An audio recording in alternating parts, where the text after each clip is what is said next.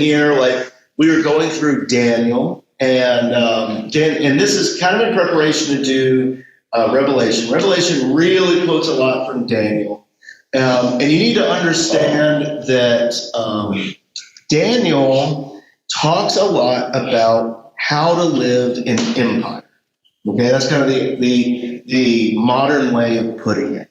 How do you live in Babylon, right? And the Bible uses Babylon as all these different analogs for things. So Egypt was a Babylon.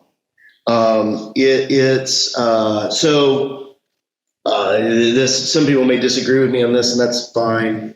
But did Luther also refer to the Catholic Church as Babylon too? So would you say that again, Jeff? Did not Luther refer to the Catholic Church as Babylon? Yes, that is what, and this is in that same vein. So the Tower of Babel. I grew up really thinking of that thing as like blah blah blah blah blah, like Babel, which it's some of that, but it's, when you look at the Hebrew, it's the Tower of Babylon. So it's the same idea. Egypt is a Babylon. Greece is viewed as a Babylon. Rome is viewed as a Babylon.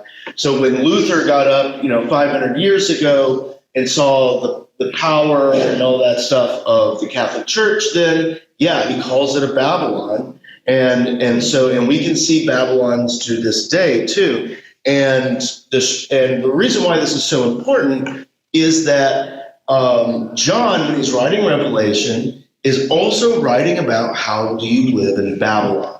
And this is where I think a lot of people get, like, they look for, like, they look at Revelation, they also look at Daniel and all that stuff, and they're always looking for signs of the end of the times, right? Like, here they all are, like over there. When actually what's going on is just showing you how empire works. And specifically Rome is what he's really picking on, but that's what he's calling Babylon. And so how do we live in this? So we're going to start this like we start a lot of things. I have a video for us to watch, but I'm going to do the videos kind of backwards. So this week, hopefully we'll get through chapter 1, maybe not, but we'll get through, we'll talk this. So there's a Bible Project video about living in Babylon. That's about all this stuff. We'll watch that first, and then next week we'll watch the overall summary of Daniel as we begin next week.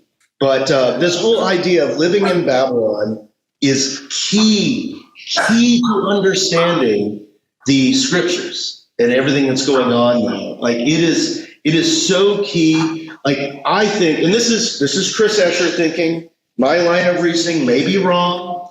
It's not, but it could be. And it's my like, when Israel wants a king, they want to be Babylon. Like, that's when they're wanting to go back to the meat pots in Egypt. They're wanting to go back to Babylon. Like when the prophets say have nothing to do with Egyptian horses, they're saying have nothing to do with the power and the prestige of Babylon. Like this is an overarching theme that's going for there. And then when Jesus is with his boys out in Caesarea Philippi, Caesar's Philippi, and he says, "Who do people say that I am?" This is all Babylon language. They're probably looking at a big statue of Caesar. He's like, "So who do people say that I am?" Right, like that. And so all these things. So these are huge themes that we're pulling from going on here. And that's the so we're when Christ in Philippi asked who I am, wasn't he saying that in front of the gates of what they refer to the gates of hell? So yeah, in a way. So that's why I said, like, so that town that he asked that in was Caesar's Philippi. That's what it is, Caesarea Philippi. And so that was a town that was built in honor and for Caesar. And so that's, and we're, imagine in this country, I don't think it would have the same resonance as today, but 50 years ago, someone standing in front of Mount Rushmore and going, or I guess probably wouldn't be 50 years ago, but who do people say that I am? As you're looking at these busts of these, powerful presidents and all of that stuff. Who do people say that I am? It's that same thing. You see this happening in, dictatorships throughout the world where they build these cities that no one is living in, but they're like homage to these big emperors and all that stuff. So yeah, like that's kind of where that gates of hell language comes in. At least I think so, as I'm working off the top of my head. So let's watch this video, and then we will continue on. So let's see. I hit this button, and I hit this button, and this button.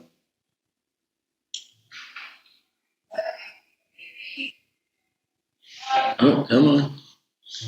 There we go. In the year 587 BC, the city of Jerusalem was attacked by the Babylonian Empire. And a year later, the city and the temple were plundered and burned. Thousands of Israelites were taken from their homes and relocated all over ancient Babylon. They became exiles. And so now they're a minority, surrounded by a new culture with new gods.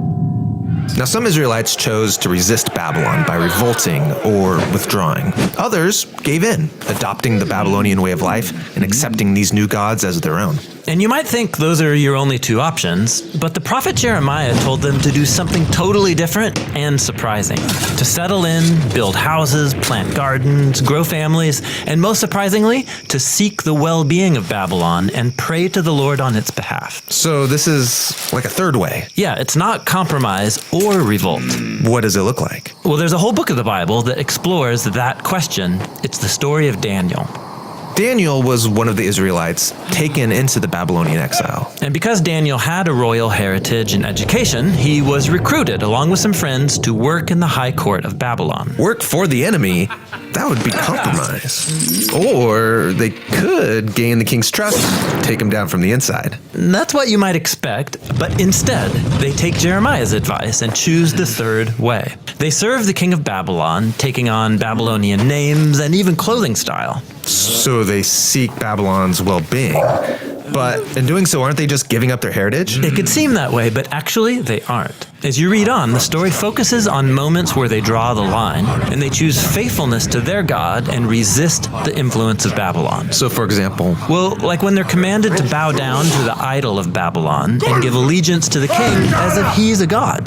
They won't go that far. Right. This is where you see their true loyalty. It requires them to critique Babylon's idolatry of power, its arrogance, its injustice, but they do it non-violently by laying down their lives. And so God vindicates Daniel and his friends for their faithfulness. So they would serve Babylon, seek its well-being, but their loyalty was always to God. Yeah, this is what Jeremiah was envisioning. The way of the exile is a combination of loyalty and also subversion. So they're still exiles, but don't Daniel and his friends long to go home?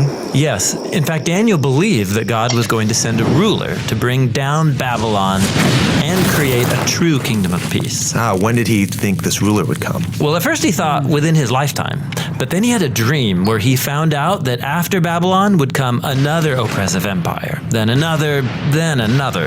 And so, Babylon did fall, and Israel did get to go back home, but now they're ruled by Babylon's successors. And so they maintained the mindset of an exile, waiting for their true home to come to them. And they continued the same practice of loyalty and subversion to any new versions of Babylon that came along. And this leads us to the time of Jesus. The empire of his day was Rome, ruled by Caesar. Now, some Israelites wanted to resist, while others gave in and adopted Roman culture and its gods. But watch Jesus carry on the subversive loyalty of Daniel. Like when he said, it's fine to pay taxes to Caesar, give him back his coins. But then he said, don't mistake Caesar for God. God's the one who deserves your total life and allegiance. So the way of Jesus is this same mix of loyalty and subversion. Yeah, like he taught his followers to love and even bless their enemies. But he also got arrested for speaking out against the corrupt leaders of Jerusalem and Rome. He critiqued their idolatry of power, and it cost him his life.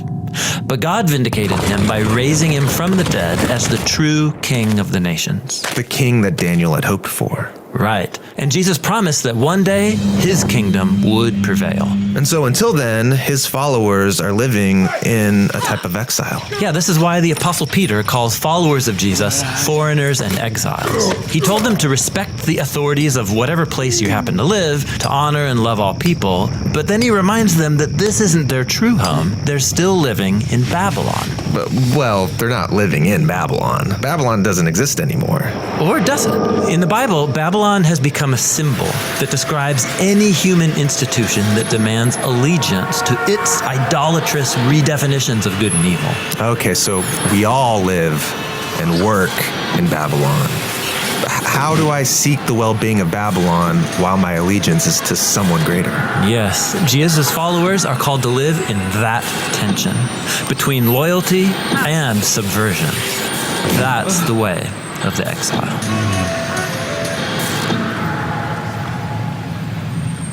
Okay. I thought that was a pretty good video to start this on. And, okay, so Jeff, because it's your first week here, I don't know if you've ever watched any of the recordings of these. We basically read a chapter of the Bible, and I have a dramatized version of the Bible that we listen to. It's from the New King James Version. But we love having a myriad of different translations that we go through, and then we just kind of talk about what we heard while we're reading that. And so, and I realized I didn't bring my pencil, so hopefully I can find mine quickly once we start reading here. All right, so we'll begin with we'll read the first chapter of Daniel. First chapter of Daniel. If you have not found it yet, it is Jeremiah, Lamentations, Ezekiel, Daniel. That's the runway to where we're going. So here we go. Oh, you got pencils in? All right, thanks. And all right, here is Daniel. Daniel chapter 1, verse 1. We'll do the whole first chapter.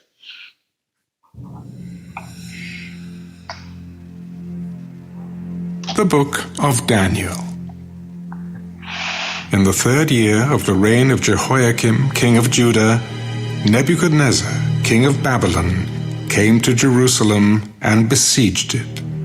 And the Lord gave Jehoiakim, king of Judah, into his hand, with some of the articles of the house of God, which he carried into the land of Shinar, to the house of his God.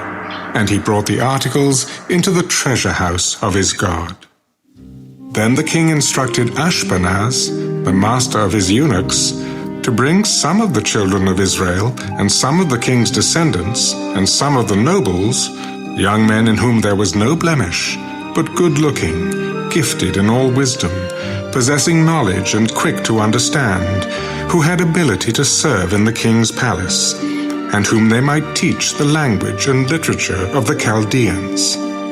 And the king appointed for them a daily provision of the king's delicacies, and of the wine which he drank, and 3 years of training for them, so that at the end of that time they might serve before the king.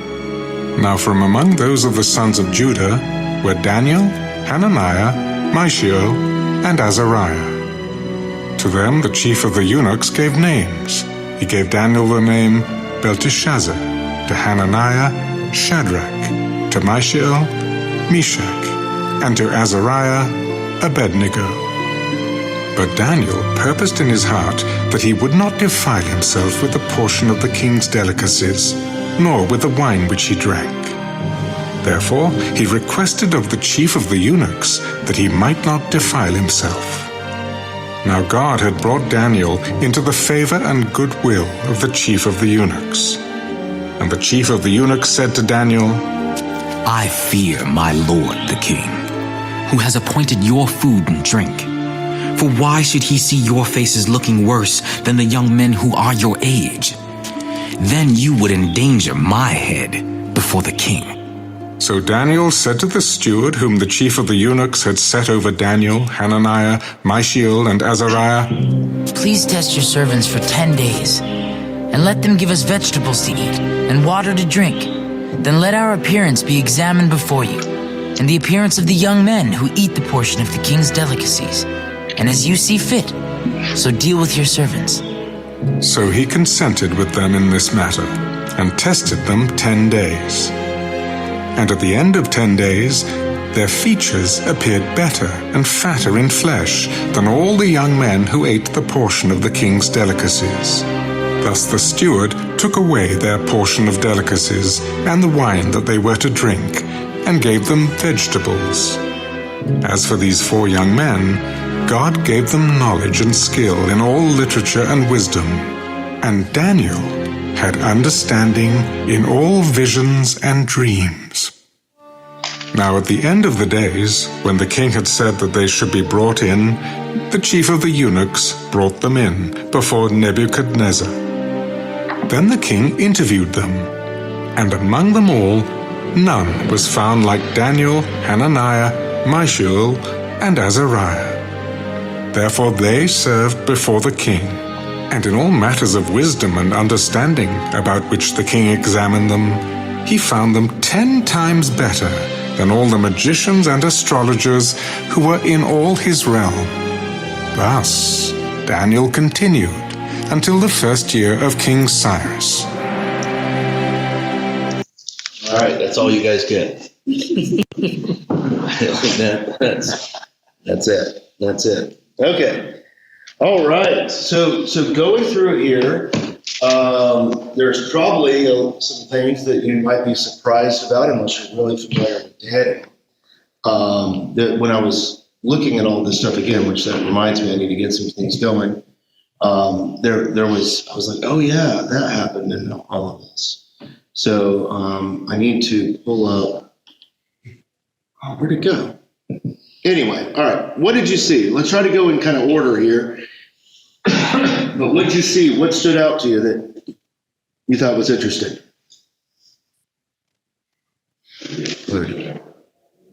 Not everyone at once. First vegetarians time. They're vegetarians? Yeah. Like all vegetarians, they were somewhat smug about how much they Yeah. Like, and there are people that do like the Daniel diet and stuff like that. I don't really think that's the point of this, but like that's. But there are some people that like to believe that's the point of this. The number 3 keeps coming up. The number 3, yeah. There's a lot of number 3s going on in here, isn't there? And it's kind of interesting how that shows up in is like Babylonian discourse like this. So that's good. And so Jeff, catching you up also is we kind of view the biblical numbers around here. The way I like to view them is kind of like emojis, that when you send someone a text and you put a smiley face or a heart or something like that. I remember about a year ago, Ed Bach finally found emojis, and every one of his texts now has an emoji in it. But it's like when you send someone a heart or a frowning face or something like that, it's not a hard and fast what that means. It's not a hard and fast. It's more of like an emotion behind it. And I really think the numbers in the Bible are conveying those ideas, like these emotions behind something. So you have, good, bad, like 6 is kind of this incomplete idea. It's not hard and fast, but it's this idea behind it. So you have 3 there. I got a quick question. Yeah. You mentioned all the eunuchs. It looks like the eunuchs have some jobs running the government here. Yeah. We should look into that. Should I become a eunuch? Is that what you're saying? I don't know if I'm into that. Apparently Daniel and his friends weren't eunuchs. No. Why would they put the chief of the eunuchs over? Well, the eunuchs. So the eunuchs aren't going to taint your royal bloodline. Ah, very good. Yes. So they would be up high. I mean, this practice was in medieval, like anywhere where there's a good bloodline, they're usually surrounded by servants that were eunuchs because they were unthreatening to the bloodline. And so that's kind of That's kind of thing. I mean, that's so far removed from our understanding. Yeah, that's why they were there. And so, yeah, I don't understand what a eunuch is. it's I never heard the word. what's a good way to describe it? Castrated male. Yeah, castration. It's pretty much the castrated male. Yeah. Oh yeah. And if you follow the church history, wasn't there in the church history some that did that because they wanted to give themselves over to God fully? Would do that same thing. Yep. Yeah, and that's probably emulating some of the kingly practices around. Like this, that's what we kind of end up noticing is that throughout time, like people will do things that emulate their political practices around them and put them on God. It's not saying it's bad or wrong, but yeah, they definitely do that. It's a sign of like devotion and all of that stuff. Okay, so yeah, there's all these eunuchs lying around, which like you already noticed, Daniel and what are his friends' Hebrew names? You notice that Daniel's speaking for his friends. His friends were not the ones speaking. Yeah, Daniel speaking for him. Yeah, but notice like their names, and they end up changing their names to the Babylonian names. I think it's interesting that in the annals of our history that we keep Daniel as his Hebrew name rather than, what is it, Belteshazzar? Yeah. Belteshazzar. And then, but the other three guys that are in the fiery furnace, we were like, oh, well, you guys will be known as your Babylonian names.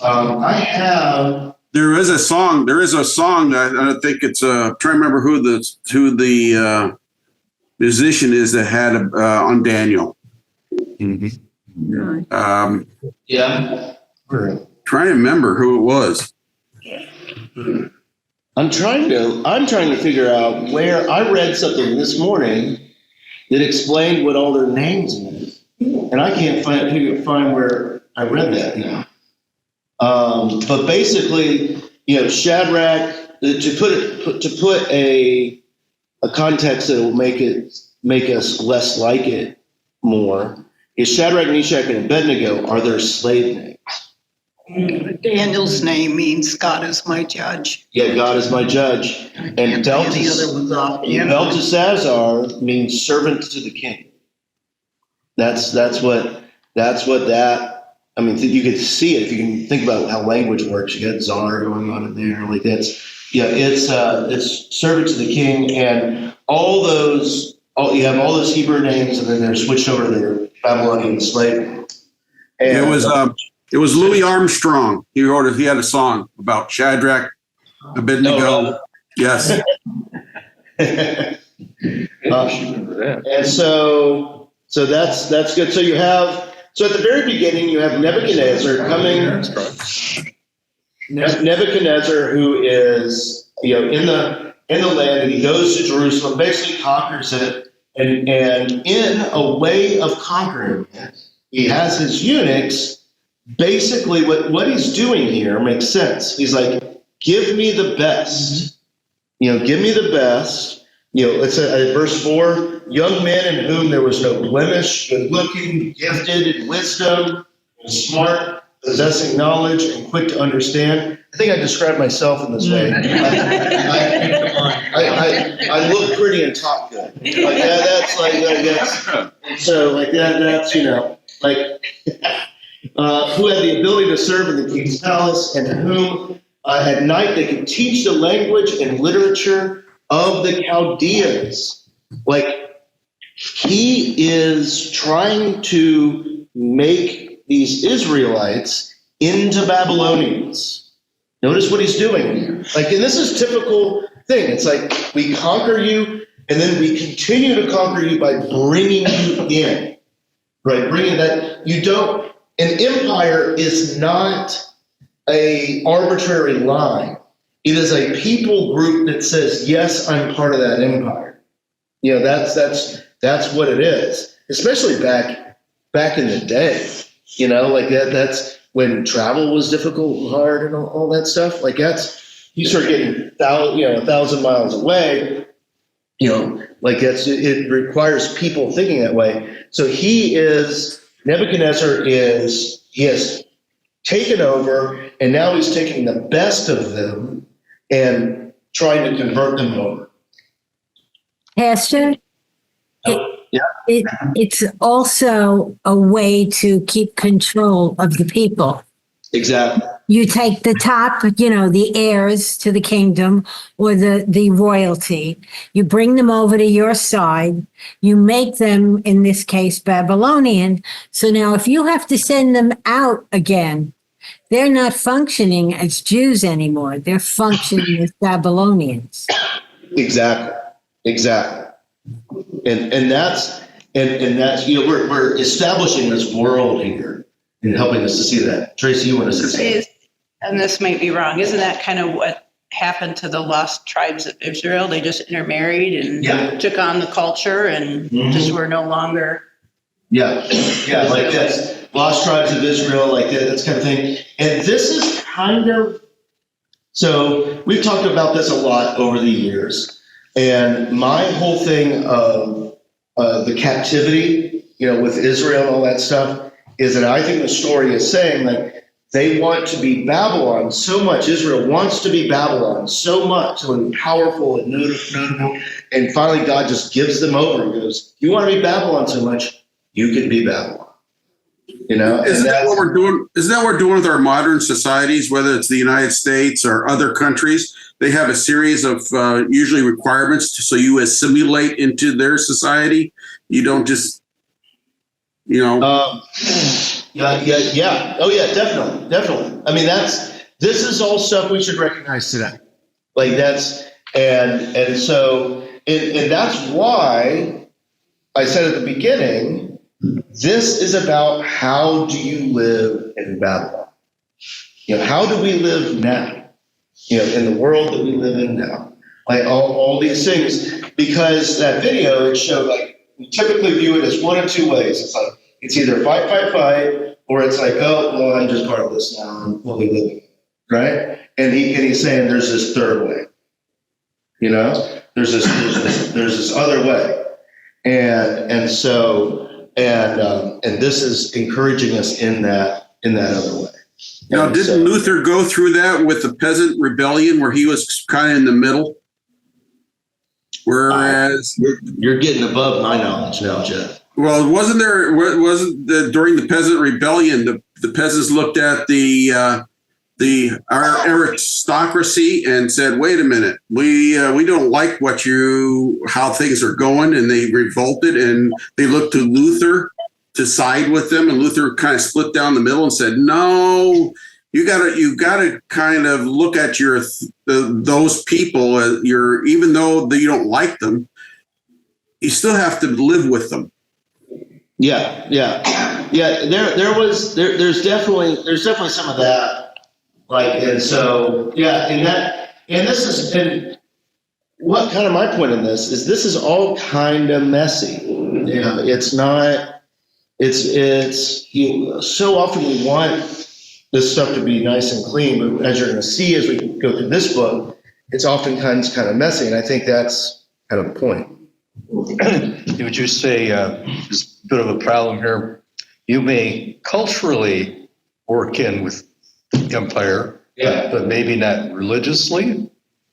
Yeah. Is that possible? Well, all empires have empire worship. That's how they function. And I think it's not taking part in empire worship and realizing that our true allegiance is to the King who died and rose again, or the God of Abraham, Isaac, and Jacob. That's. And so that's that's kind of part of it there. But again, it's easy to draw clean lines, but our lives are often. It's a lot harder to draw those. And so that's kind of what this is about. I don't know if that's your question at all, but that's. Yes, as an example,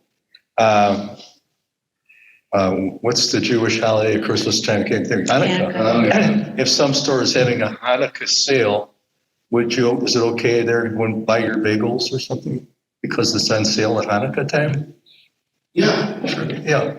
I don't understand what your question is. But yeah, I don't understand. But maybe you shouldn't do that religiously because you're supporting something that's Jewish or something?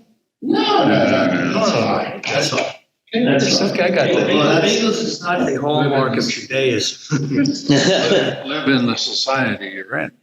Yeah. And that's kind of the whole point. Like, Jeremiah talks about this too, like marry and given marriage and all that stuff, because it's easy to go, no, I'm going to stand up in this and we're not going to marry or give in marriage. I'm not going to seek the welfare of the community that I'm in because we're slaves and all this stuff. And Jeremiah's like, no, do it. And this is what we see in Daniel. Like Daniel becomes a good servant. He doesn't just like, no, I'm not going to do that.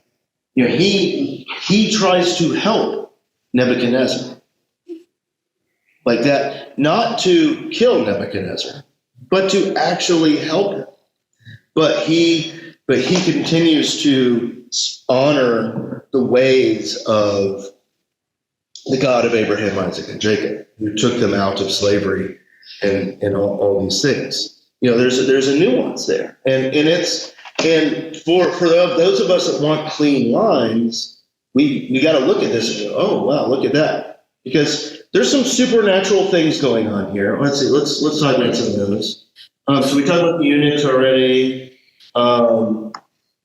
Their names changing. I think so, like we know Shadrach, Meshach, and Abednego by their slave names, by their Babylonian names, which those names are honoring Babylonian kings and Babylonian gods. You need to understand that. Though they gave them names honoring Babylonian kings and Babylonian gods. And we know them by those names. That is intentional because I think the text is having us remember something about, you know, that this is what they took on as they went in and they were serving in Babylon. That there are some things that are more important than others. And a lot of times we get upset at the names of things and yeah, never mind. Let's see here. So they're trying to fatten them up with all these delicacies and all that stuff. Again, that's just more training for Babylon. It's like, look at the prosperousness that we have. You know, like that's everything. But then they are looking better by eating the vegetables. I don't know. How do you guys look at that? Like that they are plump and fat from eating from the vegetables. How do you think, why did they write, why is that written down for us in Daniel? What is being conveyed? That they are plump and fat from eating the vegetables. God looked after them. God looked after them. I think that's the biggest one. I think that there is a supernatural component to this. Does that make sense? And the other side of that, by giving someone delicacies, it makes one more susceptible to suggestion. Yeah. Those that were fed all the delicacies and wine are probably more susceptible to suggestion from the Babylonian secular gods, as you will, versus the Daniel and his friends are probably more in tune to God's word. Yeah, they're definitely in tune to what God is doing there. But if you're eating all rich food and drinking a lot of wine, that's not healthy.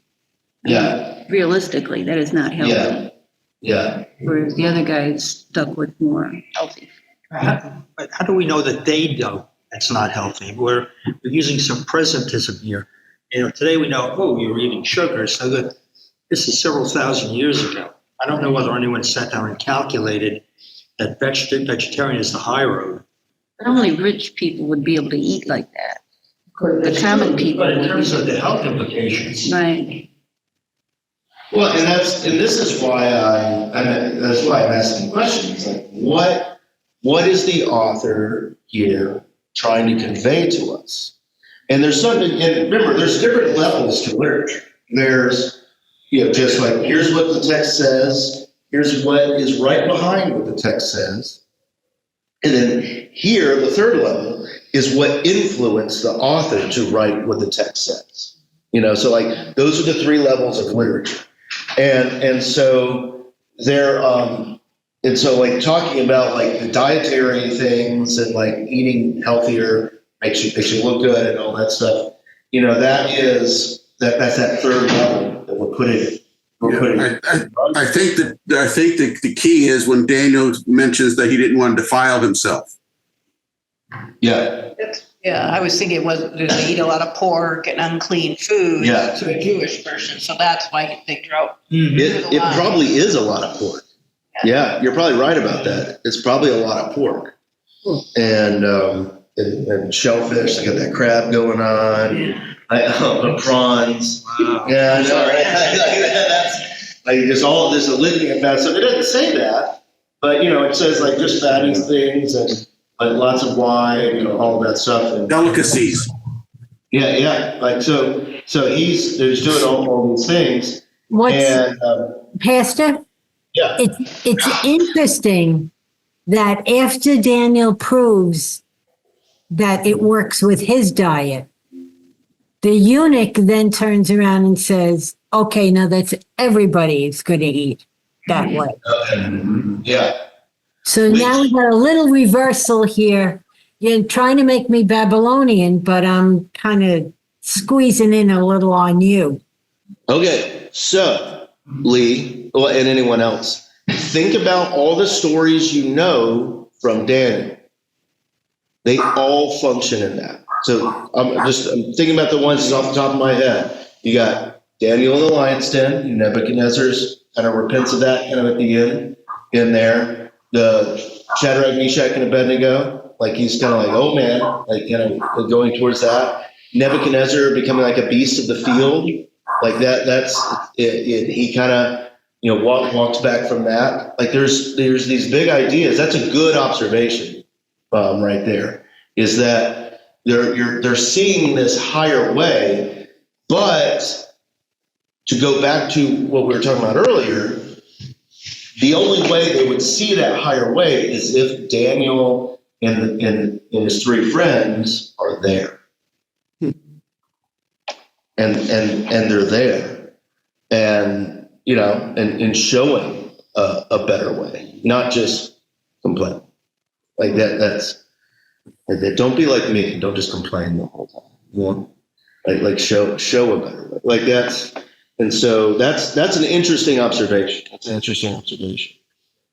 Chapter 2 gets even more interesting when he talks about the visions.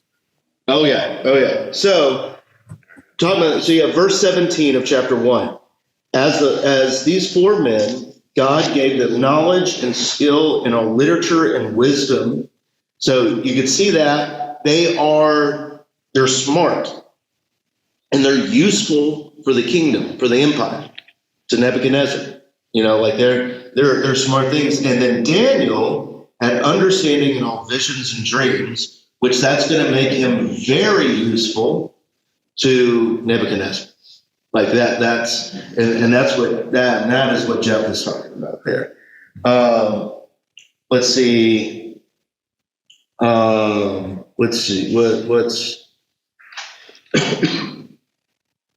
what else is going on here in chapter 1?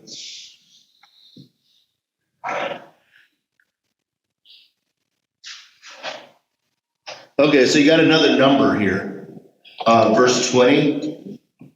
And in all matters of wisdom, understanding about which the king examined them, he found them 10 times. That's an important number, 10 times better than all the magicians and astrologers who were in his realm. Thus Daniel continued until the first year of King Cyrus. So you're seeing the beginning. We're laying the foundations of Babylon here. We're laying the foundations of this book and how Daniel is going to go forward and how all this works. So what other thoughts do people have about this? I think what I want to do, we'll talk through all this here, but I think watching the overview video will be good for this one, and then we can get into next week, we can really get into chapter 2 and all that. Chapter 2 is kind of long and it really hits a bunch of stuff. But does anyone have any observations? Nothing? Come on, guys. They don't talk about having lost, but the kingdom was turned over by God to the Babylonians. It wasn't that the Babylonians came in and took them. God permitted it. That's a key. It's key ideas there. And that's why I like. It's like if you guys want to be Babylonian so bad, here you go. And you see Daniel here and the boys that they're like, well, we are in Babylon right now, and this is where we'll be, but we'll still serve who we view as the true king. These observations are really good because God's action diminishes the civil powers. Civil powers didn't conquer. The Lord said, okay, I'll permit this to occur. The whole different power structure. Yeah. Like that's. Now the Babylonians think we did it, but you don't understand, they didn't do anything. And the articles that were taken from the temple that he stored in his house of God, wasn't it who was it that let him go back? Was it Cyrus? Let him go back and weren't they able to take those treasures from the temple back with them? So it preserved those. It preserved the way. Maybe the ark or whatever would have been in there that was really important. No, that's good. Yeah. Because the end point is preserving the line of Israel so Jesus could be born. And maybe they wouldn't have, if God wouldn't have delivered them to Babylon, they would have just disappeared. Yeah. Couldn't rule and tell. Mm-hmm. Well, and that's what I think a lot of people are worried that things will go away and die. And I think, and that's why this is important when we look at Daniel and these things like that, is that you can see God's perseverance through all of this. And why I think it's key for, learning how to live in Babylon. Because they all live in Babylon today. That we just do. And at the time of Daniel, isn't that there was a roller coaster ride that the Israelites went through, where they would bring in some leader that would set the sails straight, and then after they pass away, the Israelites would start drifting off and serving other gods, and then they bring someone else in, up and down, to finally God said enough's enough. Yeah. Well, that is, we've gone through, just as a church here, we've gone through Samuel and Judges now, and like all of these things where you see that so well. And we started on this journey, but we didn't complete it. But going in and looking at First, Second Kings too, really, you can really see it in First Kings with Solomon. Is that Solomon is like the best of them. And yet, like all these, after he meets the Queen of Sheba, you see all these, you kind of see through these numbers and, like these emojis and stuff like that he's really just serving himself. And so that's, even though he's supposed to be like the best of us. And so yeah. The one other thing I want to point out, and then we'll watch this video, is the same way that Daniel's being described, a bunch of other people throughout the Old Testament are described this way. David is described that way, that he's handsome and ruddy and, and all these things. Like, it's kind of this way of describing these people. And it's interesting. Sometimes that's good, sometimes that's bad in the Hebrew scriptures. Also, you'll see in this video here in a second that Daniel isn't all Hebrew. But we'll watch that in the scripture, into this video. So let's watch this video, and that'll be what we do today. So this is just that overview video that we're all familiar with. The book of Daniel. The story is set right after Babylon's first attack on Jerusalem, and they had plundered the city and its temple and taken a wave of Israelites into exile. Among them were 4 men from the royal family of David: Daniel, who's later named Belteshazzar, and his 3 friends who you probably know by their Babylonian names, Shadrach, Meshach, and Abednego. This book tells of their struggles to maintain hope in the land of their conquerors. The book's design seems pretty simple at first. Chapters 1 through 6 contain stories about Daniel and his friends in Babylon, while chapters 7 through 12 contain the visions of Daniel about the future. But this 2-part shape is made even more interesting by another design feature, and that's the book's language. It begins in Hebrew, the language of the Israelites, but chapters 2 through 7 are written in Aramaic, a cousin language to Hebrew spoken widely among the ancient empires. But then in chapters 8 through 12, it goes back to Hebrew.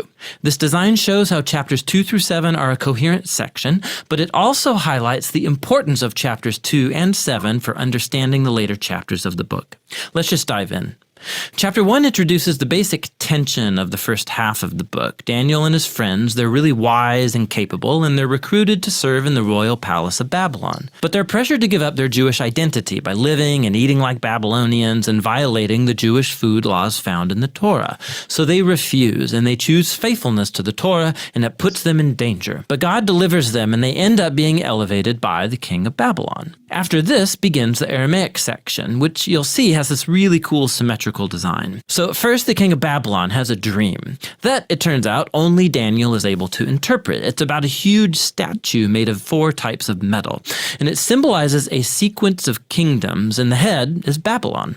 But then a huge rock comes flying in, and it shatters the statue, and it becomes this huge mountain.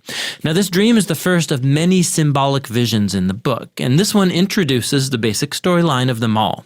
Daniel says that the statue represents a train of human kingdoms following from Babylon, and they will all fill God's world with violence. But one day, God's kingdom will come and will confront and humble the arrogant kingdoms of this world and fill the world with the healing justice of God's reign and rule. After this, chapter 3 tells the famous story of Daniel's 3 friends who refuse to bow down and worship a huge idol statue, which, like the statue in chapter 2, represents the king and his imperial power. And so the friends are persecuted. They're thrown into a fiery furnace, but God delivers them from death, and they're exalted by the king, who now acknowledges their God as the true one. After this come a pair of stories about 2 Babylonian kings, the father, Nebuchadnezzar, and then his son, Belshazzar. They're both filled with pride because of their imperial power. And so, like in chapter 2, God warns them both through dreams and then visions, which, also like chapter 2, only Daniel can interpret. He says that both kings are to humble themselves before God, and both kings arrogantly resist. So Nebuchadnezzar is stricken with madness. He becomes like a beast in the field. But then he humbles himself before God, and his humanity returns to him. He's restored as king. This is in contrast with his son, Belshazzar, who doesn't humble himself before God, and he's assassinated that very night. Now, these 2 stories draw this imagery from Genesis chapters 1 and 2 and Psalm 8, where humans are depicted as the royal image of God. He's given them authority to rule over the beasts of the field and the birds of the air on behalf of God, who is the world's true king. But when human kingdoms forget that, when they rebel and make themselves and their power into a god, they become less than human, like violent beasts who will face God's justice.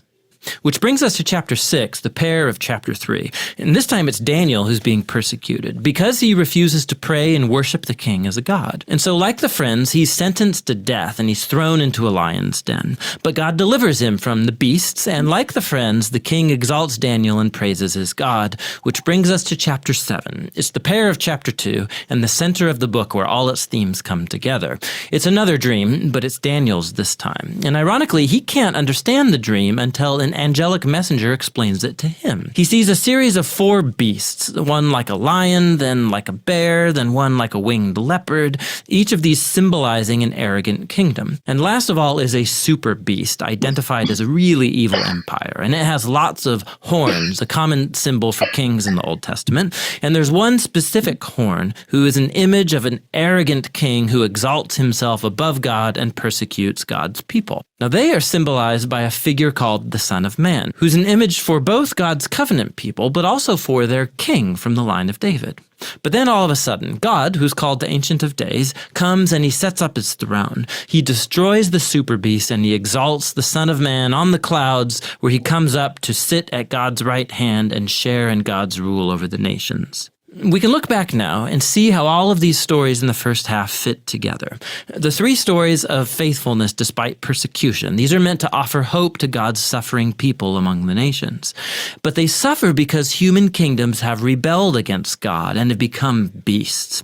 And so these visions encourage patience, that God's people are to wait for him to bring his kingdom and rule over our world and vindicate his suffering people. But it raises the question about when God is going to do that, and that's what these final 3 visions set out to explore. In chapter 8, Daniel has another vision about the final 2 beasts of chapter 7, but this time they're symbolized by a ram, who we're told is an image of the empire of the Medes and Persians, and then by a goat, who's an image of ancient Greece. And out of the goat come a whole bunch of horns, one of which symbolizes the evil king from chapter 7.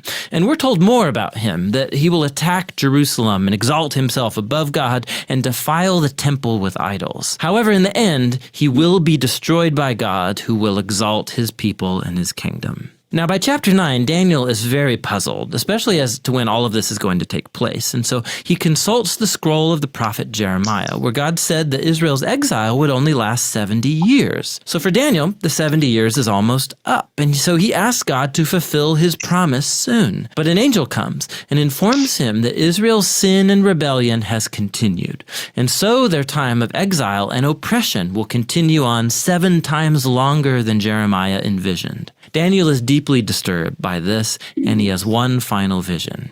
We're shown the same sequence of kingdoms. It's Persia, then Greece, and Alexander the Great, followed by lesser kings, all leading up to this final king of the north, who will invade Jerusalem, set up idols in the temple, and exalt himself above God. But then, all of a sudden, this king comes to ruin. Now, there's been endless debate about what all of these visions refer to. Many see a clear connection to the exploits of the Syrian king Antiochus in the 160s BC. He killed many faithful Jews in Jerusalem and set up idols in the temple. Others think it points forward to the Roman Empire's role in the execution of Jesus and the destruction of Jerusalem and the temple in AD 70. And still others think it will be fulfilled in future events that have yet to happen when Jesus will return. Now the problem is that the symbols and the numbers, they don't quite match any of these views perfectly. But it opens up the possibility that in a sense, they are all right. The book of Daniel has been designed to offer hope to all future generations of God's people. It did so in the days of Antiochus's empire, and it has ever since. This is why Jesus could use imagery from Daniel to describe and confront the oppressive leaders he confronted in Jerusalem. This is why John, the visionary who wrote the Revelation, could adapt Daniel's visions and apply them to Rome of his day and also all future oppressive empires. And so the point of Daniel is that all generations of readers can find here a pattern and a promise. It's a pattern that human beings and their kingdoms become violent beasts when they glorify their own power, when they redefine right and wrong and don't acknowledge God as their true king. But Daniel also holds out a promise that one day God will confront the beast. He will rescue his world and his people by bringing his kingdom over all nations. And so for every generation, this book speaks a message of hope that should motivate faithfulness. And that's what the book of Daniel is all about. All right, you guys remember all that, right? You can look up that if you want to.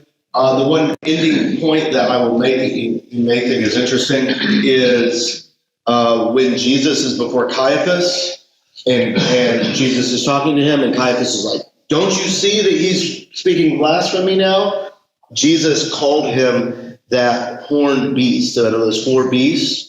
and the one that was the biggest and was actively persecuting God's people and all that stuff, Jesus calls him that horned beast.